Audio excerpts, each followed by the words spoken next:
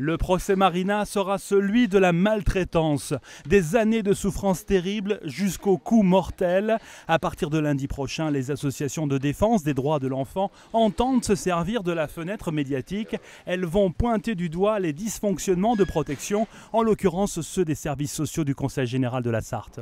Je crois qu'il est en effet l'acteur central, celui que la loi responsabilise, puisqu'elle lui donne la charge de la protection de l'enfance. Il est donc celui qui a failli, il est donc en effet sans doute la cible, comme vous dites, des suspicions, sinon des attaques à formuler.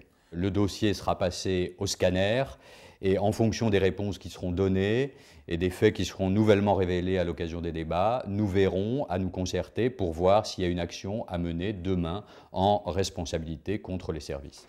L'association La Voix de l'Enfant, autre partie civile constituée, en est convaincue. Marina aurait survécu à son calvaire si les moyens de détection avaient été à la hauteur.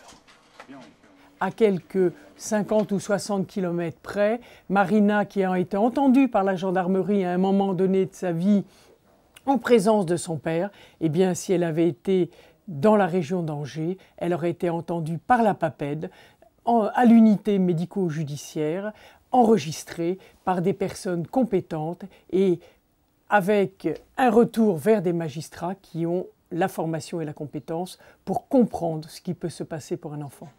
Une protection de l'enfance qui passe par le principe de précaution. Ce dernier est réclamé depuis des années. Il s'agirait de mettre l'enfant en sécurité en cas de doute, le temps d'effectuer toutes les vérifications.